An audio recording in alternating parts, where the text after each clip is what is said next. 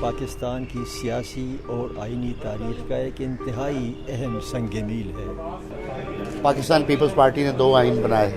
ایک آئین 1973 میں اور پھر 18ویں ترمیم کے ذریعے جو اس میں جو پولیوشنز کریٹ کر دی گئی تھیں by the dictators, by the military regime, ان کو پیوریفائی کیا، ڈی سینٹرلائز کیا، ریونیو کلیکشن کے اختیارات دیے، کنکرنٹ فیڈرل جو لیجسلیٹو لسٹ تھی اس کو ایلیمینیٹ کیا، اور ایک ریئل فریڈم جو ہے اور ایک اس کا احساس جو ہے وہ صوبوں تک منتقل ہوا، اور حقیقت میں یہ ایک ریپرزنٹیٹیو فیڈرل پارلیمنٹری کانسٹیٹیوشن کو بنانے میں یہ پیپلز پارٹی کا یہ کردار ہے، جس کے نتیجے میں یہ پھر آپ سمجھتے ہیں کہ اس وقت آئین ایک ایکسیپٹیبل فارم میں ایگزسٹ کر رہا ہے، جو صوبوں کے معاملات کو بھی ایڈریس کر رہا ہے، مائنارٹیز کو بھی، اور لوگوں کو ریسورسز پہ بھی ان کا حق جو ہے وہ اس پر ان کا حق تسلیم کیا گیا۔ 18ویں ترمیم تے بڑا میں سمجھنا وا کہ ایک بعد دا قدم ہے۔ اس تو پہلے اس بے آئین زمین نو آئین دینا اور پھر اس آئین دے وچ 18ویں ترمیم ہوئی۔ میں سمجھنا وا کہ انہوں اجاگر کرنا اور انہوں لوگاں تک پہنچانا ساڈے لیے انتہائی ضروری ہے، کیونکہ لوگ یہ سمجھتے ہیں کہ شاید آئین ساڈے لیے نہیں ہے، آئین دا ڈائریکٹلی فائدہ سانوں نہیں ہے، مگر میں سمجھنا کہ آئین اگر اج یہ آئین نہ ہوندا تو اس ملک دے اندر آمر اور آمریت جڑی ہے اندے تو جان نہیں سی چھڑوائی جا سکتی۔ اگر پاکستان کی سیاسی اور آئینی تاریخ دیکھی جائے تو یہ جو 2010 میں جو 18ویں ترمیم ہے کہ پہلی بار پاکستان کا جو بنیادی مسئلہ تھا صوبائی خود مختاری کا،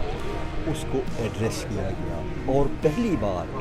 یہ کام کیا گیا کہ عدلیہ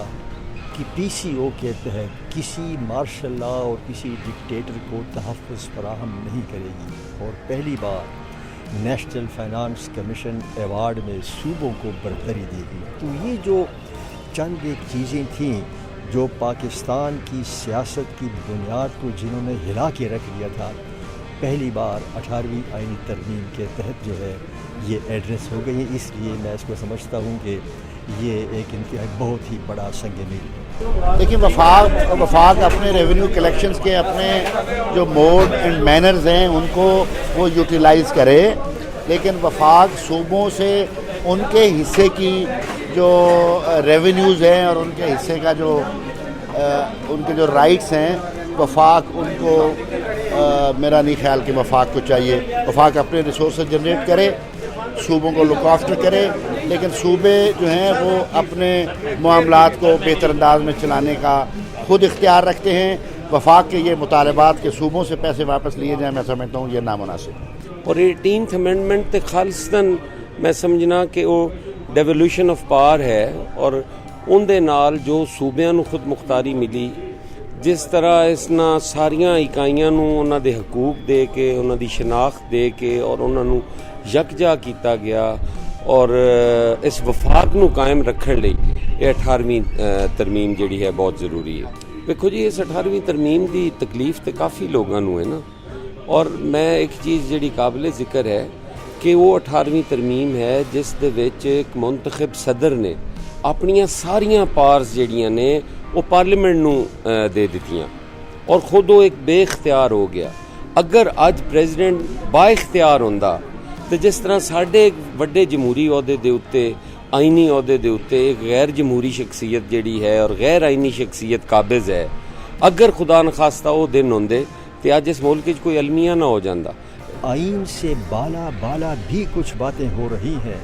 کہ 18ویں آئینی ترمیم پر قدغنیں لگا دی جائیں، اور